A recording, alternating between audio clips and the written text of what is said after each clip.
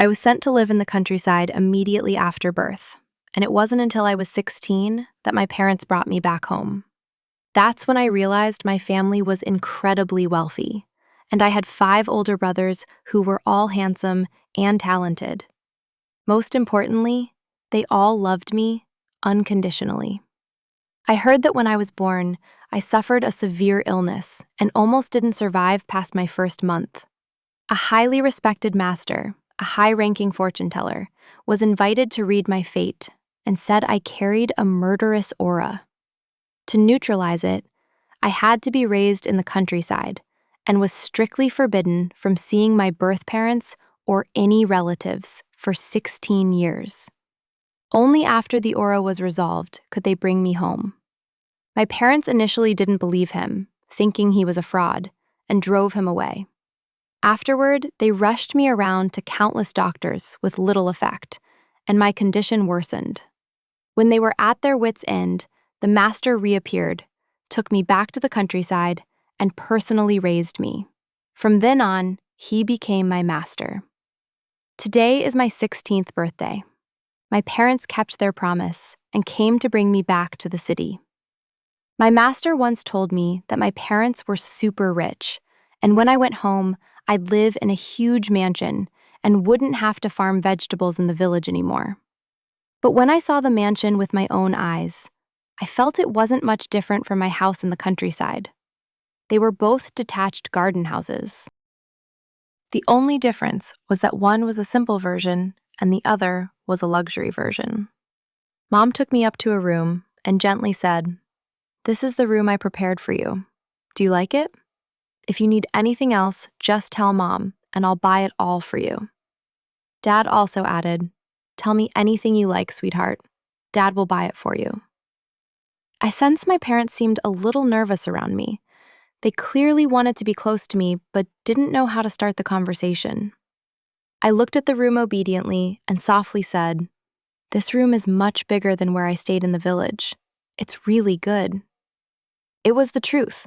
I was genuinely satisfied. But when I said that, my parents' eyes filled with pain, even turning red-rimmed. Mom suddenly hugged me, her voice choked with emotion. "Anna, I'm sorry.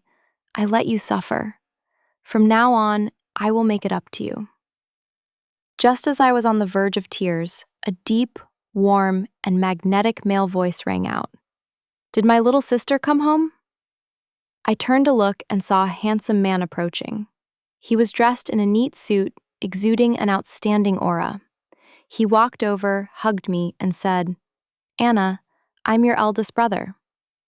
Before I could greet my eldest brother, another voice called from downstairs. "Anna, I'm your second brother. Let your second brother see how beautiful his little sister is now."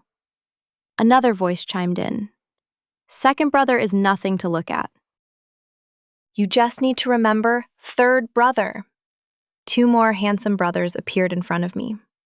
Before I could even react, the 4th and 5th brothers also appeared simultaneously. "I'm 4th brother. Hello, Anna." "I'm 5th brother. Nice to meet you." Looking at the 5 handsome brothers lined up in front of me, I was stunned into silence.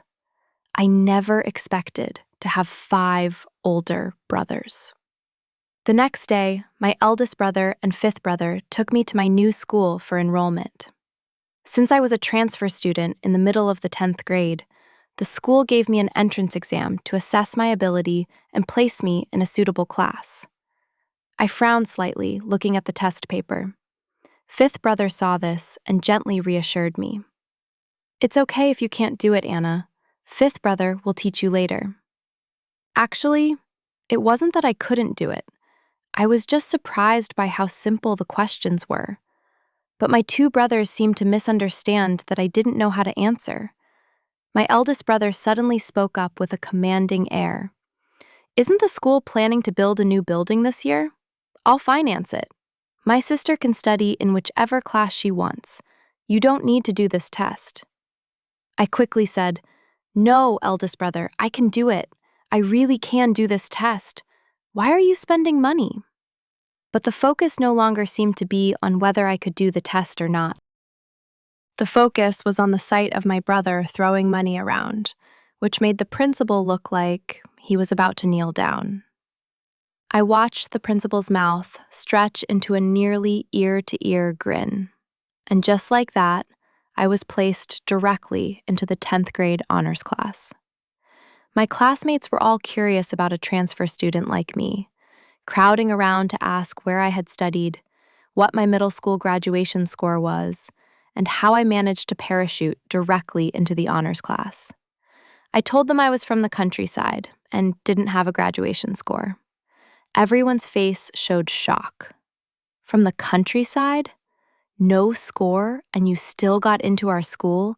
And the honors class at that? Must have bought your way in, right? One person said this.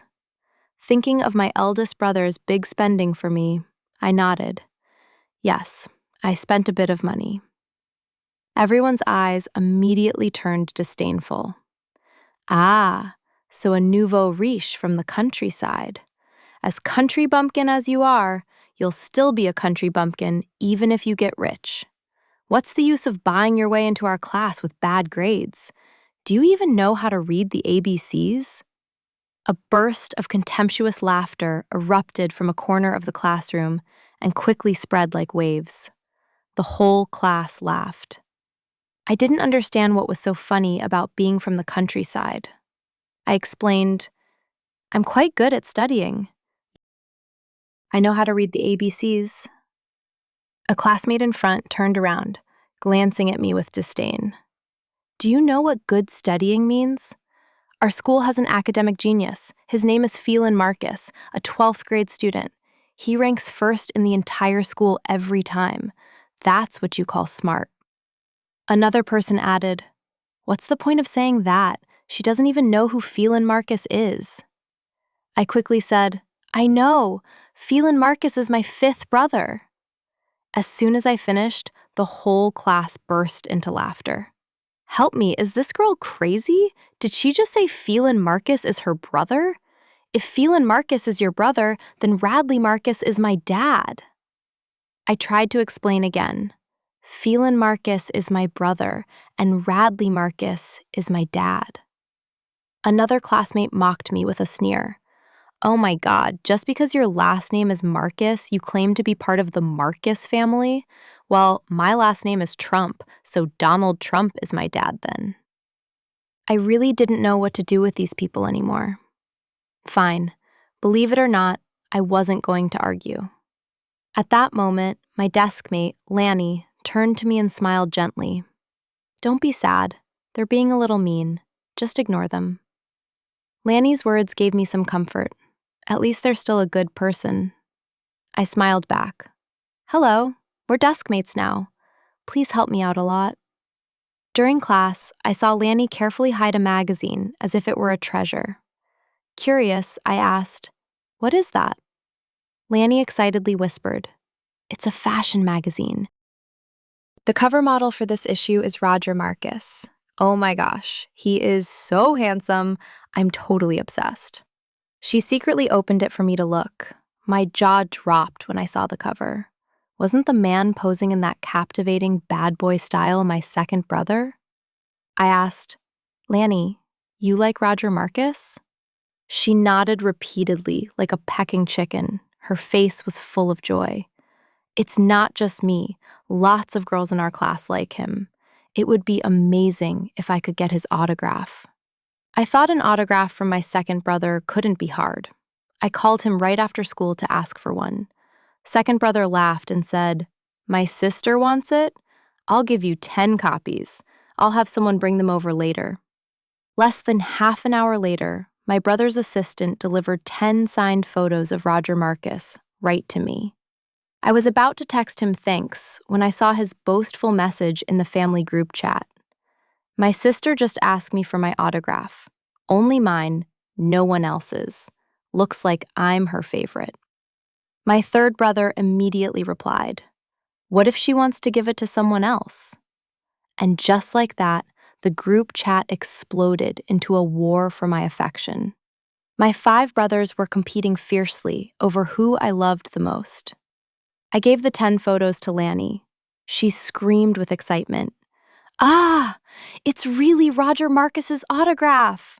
Her scream attracted all the girls in the class. Everyone swarmed around, vying to see the photos. Just then, the sour voice of Joyce George, the girl who mocked me the most yesterday, rang out. Roger Marcus's autograph is that easy to get? 10 copies at once? Does he sell them wholesale? Fake ones like that are all over the internet, $30 each. Hearing this, Lonnie's expression immediately changed, and she said, "What makes you say they're fake?" Joyce George smugly pulled out a signed photo.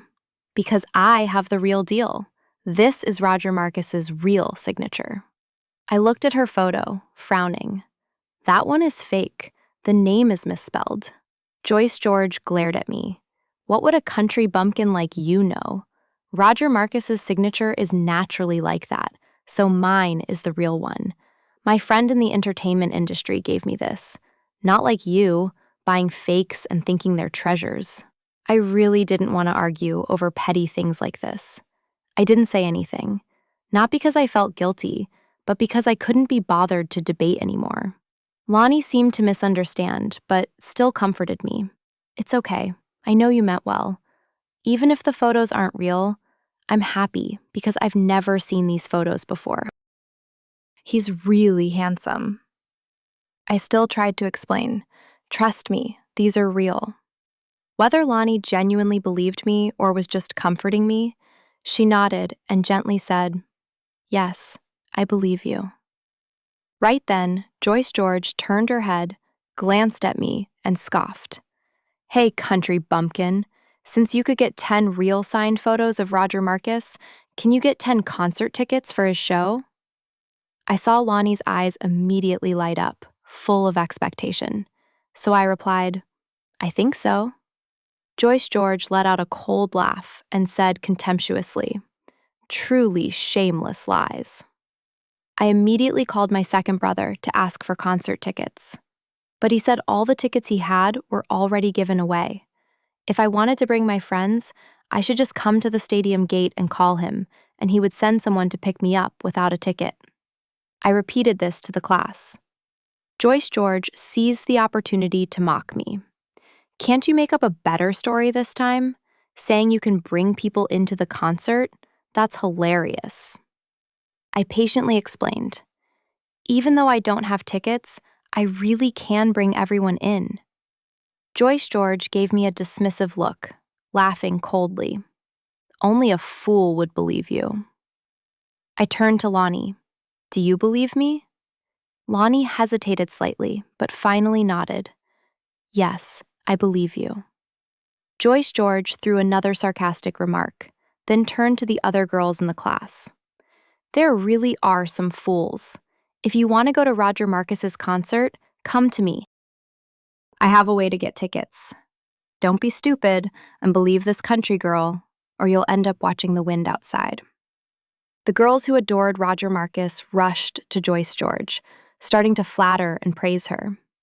Joyce George looked incredibly smug, as if she were a queen surrounded by her subjects. The day before the concert, Lonnie and I arrived at the stadium gate, coincidentally bumping into Joyce George and her group of friends. They seemed flustered about the tickets. Apparently, they were scammed and couldn't get real tickets. Seeing me, Joyce George thought I came to mock her and immediately glared, warning, "What are you looking at? You don't have a ticket to get in either, do you?" Before I could answer, my second brother's manager walked up to me and politely said, "Hello, Miss Anna. I'm here to escort you inside." And so, under the stunned gaze of Joyce George and her group, Lonnie and I walked through the VIP gate. Backstage, I went to greet my second brother, who was getting his makeup done. As soon as he saw me, he smiled radiantly, hugged me, and ruffled my hair. "Anna, I've arranged the best seats for you. You must watch my performance closely later. I guarantee I'll be super handsome." Lonnie, who followed me, couldn't utter a word from start to finish. She was still in a daze, even after we left the dressing room. It wasn't until we reached the auditorium that Lonnie seemed to wake up. getting so excited that she grabbed my shoulder and shook me repeatedly. Ah, Roger Marcus is your second brother? Is he really your biological brother? Really? Really? Really? I quickly covered her mouth. Shh, keep it down. There are a lot of fans here. Lonnie immediately nodded, giving me an okay sign with her hand. Got it, got it. Keep it a secret. Throughout the performance, Lonnie was in a state of extreme excitement. I have to admit, my second brother was truly handsome and captivating on stage. The next day, the girls in the class gathered around us, asking all sorts of questions about the concert. Only Joyce George sat silently in the corner. Her face was dark. Lonnie seemed to intentionally provoke her, gloating, "It was amazing. I took so many beautiful pictures and even got a picture with Roger Marcus. It's all thanks to Anna. Anna keeps her promises, unlike someone else who promised a lot but couldn't bring anyone in the end. If everyone had trusted Anna yesterday, they would have seen the concert." Joyce George was so angered that she turned and glared at us. Her eyes was full of murderous intent. Perhaps to save face, she loudly announced to everyone, "This weekend, there's a big Arena of Valor, in short AOV, game match. HD team versus CK team. I have a way to get everyone in to watch live. Whoever wants to go, sign up with me." I didn't understand anything. Hearing AOV or HDCK left me confused. I quietly asked Lonnie, "What is AOV? Who are HD and CK?" To my surprise, Joyce George overheard and immediately seized the opportunity to insult me. "Oh my God, you don't even know AOV? Never heard of the two strongest teams, HD and CK? Truly a country bumpkin. Even if you climb a high branch, you won't turn into a phoenix." Lonnie quickly explained to me, "Do you know about esports? AOV is a famous game. HD and CK are two top teams. Team HD has a super famous player named Neil Marcus, nicknamed God Neil. He's handsome and plays well. He's the male idol for so many people. Also, he's our alumnus now studying IT at University A." Neil Marcus. God Neil. Wait, that name sounds familiar. Isn't that my fourth brother's name? To be sure, I texted him, "Are you God Neil from the HD team?" Fourth brother replied almost immediately, "It was him." I sent another message, "Are you playing against CK this weekend?" He seemed so happy that I was interested in him, immediately boasting in the family group chat and enthusiastically inviting me to watch the match this weekend. Well, I guess I should show some respect to my fourth brother this once. That Saturday, I arranged to go with Lonnie. At the stadium entrance, the crowd was like ants, everyone lining up to get in. Without tickets, I called my fourth brother to come pick us up. He told me to wait near the exhibition area for a bit. Just then, I ran into Joyce George, who was with a few other classmates. As soon as she saw me, she immediately sneered.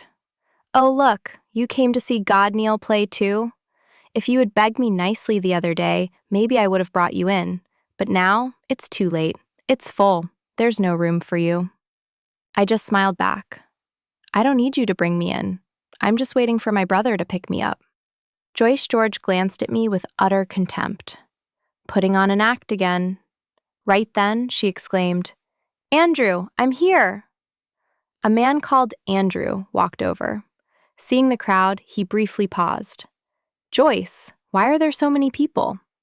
Joyce George pulled the man's sleeve, whining, "These are my classmates. They want to watch too. Can you bring us in?" Andrew was clearly flustered. "You said it was just you? One person is fine, but I don't have the authority to bring this whole group in." Joyce George began to show annoyance at being embarrassed. "Andrew, can't you just help a little?" The classmates also started whispering. "Joyce George, can you really get us in? We've been waiting so long. You promised. If you weren't sure, you shouldn't have agreed in the first place." Pushed too far, Joyce George began to lose her temper, turning to pressure the man. "Andrew, I don't care. You have to get us in today." Andrew still shook his head. "I really can't. You only mentioned yourself." I didn't prepare tickets for this many people.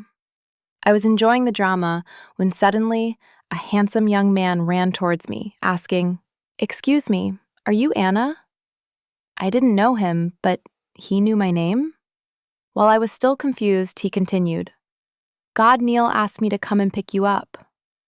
As soon as they heard God Neil, everyone's eyes turned to me. That's when I truly felt how famous my fourth brother was. I politely nodded. "Hello, I'm Anna." The young man smiled kindly and said, "It's exactly as God Neil described. Exceptional presence, truly a beauty. I recognized you immediately." Be praised unexpectedly, I felt a little embarrassed. He glanced around and asked, "Are these people your friends?" I pulled Lonnie closer and said, "This is my deskmate. The others are just classmates." I deliberately didn't introduce Joyce George. He then asked, "Are they all here to watch the match?" I replied, "Can you bring all of us in? That other man just said he couldn't bring in so many people." I pointed towards Andrew. The handsome young man smiled and said, "Others can't, but you're God Neil's sister. Of course God Neil's sister can bring friends to watch the match. Come on, follow me in." He waved, signaling the entire group to follow. Lonnie and the rest of the classmates stared at me, dumbfounded. Especially Lonnie. She grabbed my hand and shook it repeatedly, her voice trembling. "Ah, God Neil is your brother? Is he really your biological brother?" "For real?" I made sure to answer clearly enough for Joyce George to hear. "Yes, he's my fourth brother. All my brothers are talented, but I didn't think it was anything to brag about, so I just didn't mention it." I clearly saw Joyce George's eyes turn red with anger. I secretly felt a little happy. And so, the feud between her and me officially began. I knew she definitely wanted to save face, but unfortunately, she failed to keep her promises from the concert to the match. Now, almost no one in the class believes her anymore. On the contrary, I am integrating better with my classmates, and our relationships are improving. That day after school, Joyce George somehow found a few thugs to block me right after dismissal. The leader called himself Brother Devlin, a tall, muscular man with a fierce-looking tiger tattoo on his arm. But no matter how I looked at it, the tiger resembled a chubby cat more than a wild beast. They clearly wanted to intimidate me. A few of them rode their motorcycles around, forming a tight circle, trapping me in the center. Joyce George sat behind Brother Devlin, looking at me with glee. Brother Devlin asked, "Did this little girl bully you?" Joyce George nodded, her eyes looking ready to devour me alive. I honestly didn't understand what I had done to offend her. She was clearly the one provoking me. Although I had never encountered this situation, I understood that sometimes taking the initiative is better than being cornered. I showed no fear, gave Joyce George a faint smile, and intentionally provoked her, knowing she would fall for the bait. "You're really good at borrowing others' authority. So, do you dare to make a bet with me? But I doubt you would, and even if you did, you couldn't win." Sure enough, Joyce George was hit where it hurt and immediately snapped. "Anna Marcus, stop talking nonsense. You're in my hands now. What wouldn't I dare to bet?" I smiled back. "Then let's bet. Looking at you guys, I know you're good at riding motorcycles. Let's have a race." Joyce George was surprised. "You want to race against me?" I shrugged. "Of course not. I don't know how to ride a motorcycle. But someone will race for me. You can choose anyone from your group of handsome guys, as long as they're good riders." As soon as I finished, Joyce George burst into laughter.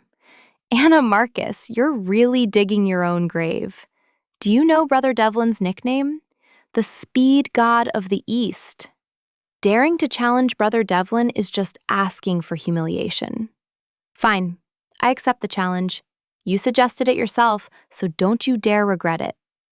I smiled and asked, so, if you lose, then what? Joyce George sneered coldly. Lose? Me lose? That's not going to happen. But fine, if I lose, I'll follow the exact same rules. I have to write a confession and read it aloud to the whole school, call you Sister Anna 3 times, and treat you as my older sister from now on. I nodded in agreement, considering the bet finalized, and said, the person I called is about to arrive. Just as I finished speaking, the sound of a motorcycle engine roared, the headlights glaring. I instinctively shielded my eyes. When the sound died down, I saw clearly that it was my third brother, Walter Marcus, the undisputed racing idol, incredibly cool and fiery. I had messaged him to come because I heard he used to be a tough guy on the streets before becoming a professional racer. The moment he appeared, the aggressive Brother Devlin froze completely. I clearly saw fear and panic flash in his eyes. Brother Devlin stammered, Mr. Walter, why are you here? His face turned ashen. He quickly jumped off his bike and signaled his cronies to also dismount and stand at attention, like subordinates waiting for my third brother's command. My third brother curled his lip into a cold smile, his eyes looking at Brother Devlin as if he were looking at kindergarten students. He leisurely asked. His voice was full of meaning. It's you? Don't you know why I'm here? Brother Devlin quickly bowed his head, forcing a fawning smile. Mr. Walter, I didn't know, honestly. My third brother continued to smile in that perfectly bad boy idol movie way. I heard someone wanted to race against me. Brother Devlin was so terrified that he nearly knelt down. No, no, no! How dare I race against you? Everyone knows Mr. Walter's driving skills are the best. Only now did he realize that the Mr. Walter he was referring to was my third brother. He immediately changed his attitude, turning to me with a forced smile. Little sister, it's just a misunderstanding. Seriously. My third brother frowned and said, Little sister, are you even worthy of calling my sister little sister? His voice started to sound annoyed, dropping the pretense of politeness. Stop the nonsense. Race 1 lap. Don't let people say my sister is bullying you guys. Standing next to a third brother who was both cool and imposing, I felt incredibly awesome. I had called my third brother here just to strike a mental blow. Thinking back, I suppose it was a bit of bullying. Since the race incident, Joyce George treated me like a sworn enemy. Despite losing clearly, she refused to admit defeat, neither writing the confession nor calling me Sister Anna 3 times in front of the school as promised. Of course, I didn't care for those things, only hoping she would stop picking fights with me. But life wasn't a dream. Joyce George didn't seek trouble directly. Instead, she called in reinforcements. The reinforcement was her older cousin Selena, a senior 2 grades ahead of us, rumored to be very popular in school, her reputation on par with my 5th brother Phelan Marcus. One was the school beauty, the other was the male god. Now, Joyce George wasn't showing off her brother, but her cousin. Next month was the school's annual anniversary celebration. Customarily, each class had to present a performance. When the teacher asked for volunteers to sign up, Joyce George not only raised her hand, but also signed me up for a dance performance. I was a little flustered and honestly said, "Ma'am, I don't know how to dance." But Joyce George quickly cut in. "It's okay, ma'am. My cousin Selena will teach us. Even if Anna doesn't know anything, she'll learn very quickly." What else could I say after she put it that way? I reluctantly nodded in agreement. Naturally, I knew Joyce George was not as kind as she seemed, and just as I predicted, she and her cousin only taught me a few extremely simple moves, then told me to practice on my own. They, meanwhile, went into a private dance studio to practice the main routine over and over, claiming, "We'll come back and guide you after we finish practicing. That way we save time." If they didn't want to include me, fine. I went home and slept soundly. My apparent lack of ambition seemed to suit her perfectly, so from then on, Joyce George didn't even bother calling me for practice anymore. Everything continued this way until 1 week before the performance. During the full rehearsal, the teacher asked how far along I was with my dance lessons. I answered very honestly, "I haven't finished learning yet." Hearing this, Joyce George immediately rejoiced, seizing the opportunity to tell the teacher, "Ma'am, Selena and I tried very hard to teach Anna, but she keeps coming late and leaving early, barely practicing at all. I reminded her many times that if she signs up, she must be serious. Now, our routine is a trio, and without her, we don't know how to adjust." I silently watched Joyce George's performance, in no hurry to clarify. Only after she and Selena finished their dance did I gently say to the teacher, "Ma'am, actually, I've finished learning. I was just a little nervous earlier, so I said I didn't know." Then I stood in front of the teacher, Joyce George, and Selena, and performed the routine by myself from start to finish. I truly hadn't known before, but now I had finished learning. Joyce George always thought that as a country girl, I knew nothing about dancing. But she didn't know that my master was an extraordinary figure. Not only was his knowledge profound, but his skills were also incredibly diverse, and he had taught me all sorts of things since I was small. Dancing, to me, was just a tiny side skill. Thanks to my lightning-fast memory, I only needed to watch it once to perform it again. And Joyce George's scheme completely failed. Seeing me dance, not only smoothly, but also more beautifully than both of them, her eyes looked as if she wanted to pounce and bite me. Of course, she would never want me to shine at the anniversary celebration. And just as I feared, that day, I found several small tacks in my dance shoes. She wanted me to get injured and be unable to go on stage. I didn't make a scene. I secretly took the tacks out and put them back into Joyce George and Selena's shoes. In the end, they both had injured feet and couldn't perform. I was forced to stand alone on stage, turning the trio dance into a solo performance. Thanks to this, I was able to display my full ability, no longer following the taught routine, but freely dancing to the music. As a result, my performance became the highlight of the event, a dance that made my name. Thanks to Joyce George, the whole school knew about me. From then on, my classmates treated me much more friendly. No one secretly called me country girl anymore. Joyce George, meanwhile, lost more and more credibility and was gradually shunned by her friends. But she was not reconciled and still saw an opportunity for revenge. And she actually found one. The city was about to hold a high school piano competition. Our school would send 2 student representatives, one male and one female. The male student slot was already decided. Our 12th grade senior, Phelan Marcus, also my 5th brother, who had won the championship 2 seasons in a row. For the female slot, Joyce George was extremely confident. If she were chosen, she would represent the school with my 5th brother. I couldn't let someone like her appear next to my brother. Therefore, I didn't hesitate and immediately signed up to participate. I used Joyce George's signature piece to defeat her in the selection round and won the school representative spot for the piano competition.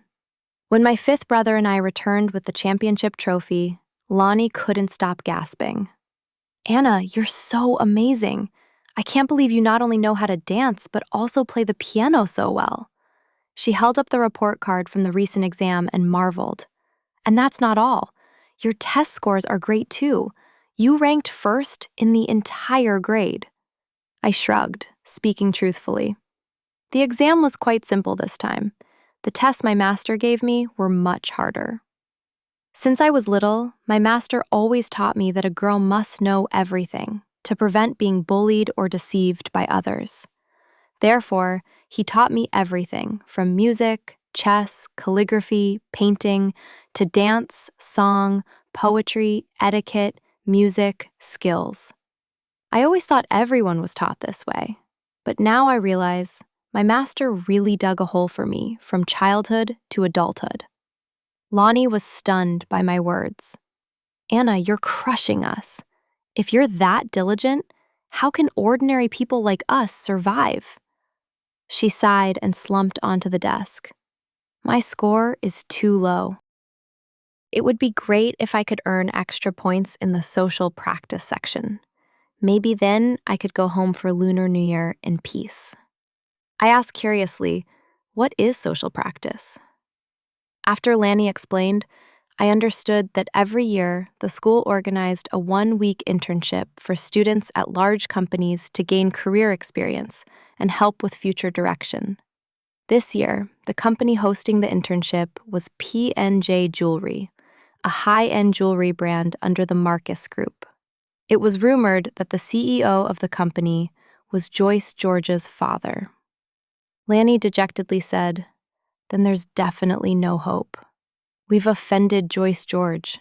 It's already a miracle if she doesn't make things difficult for us during the internship, let alone get bonus points."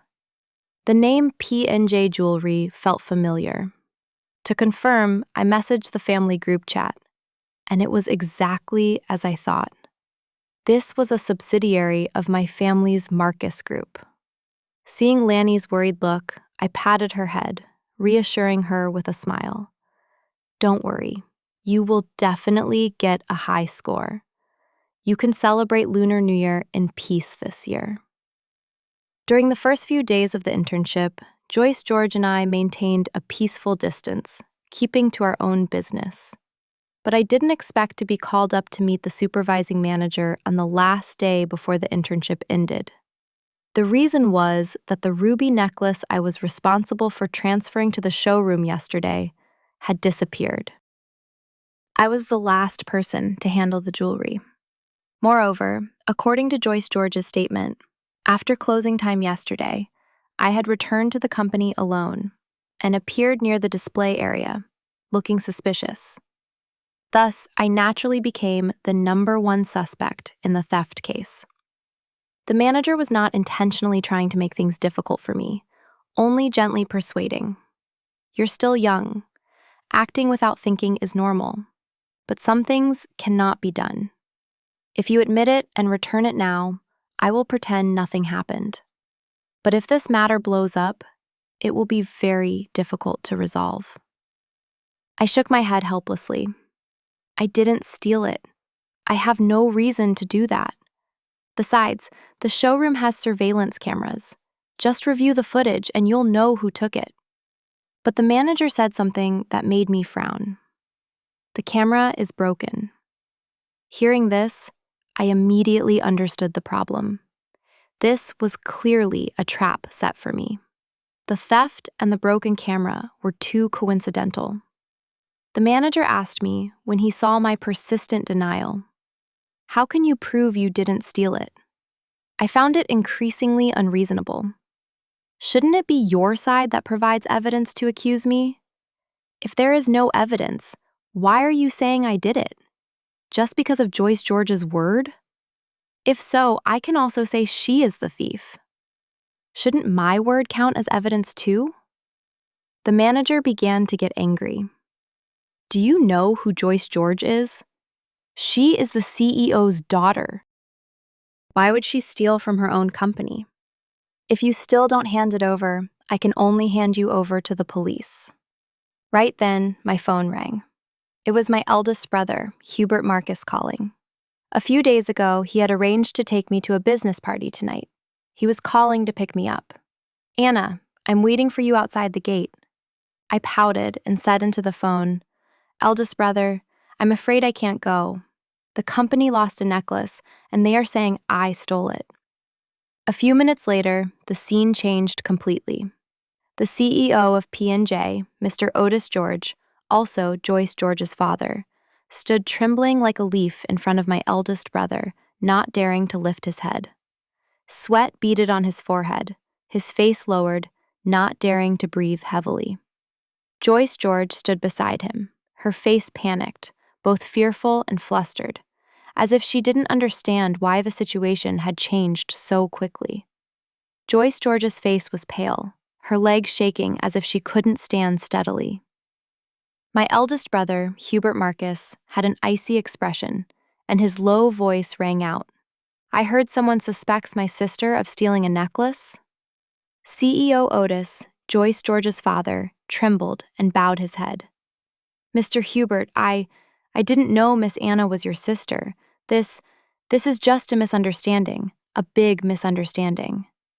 I smiled, looking at him and the manager, and said, "A misunderstanding? But just now, you and your daughter were planning to call the police to arrest me. Didn't Joyce George even say she saw me steal it with her own eyes?"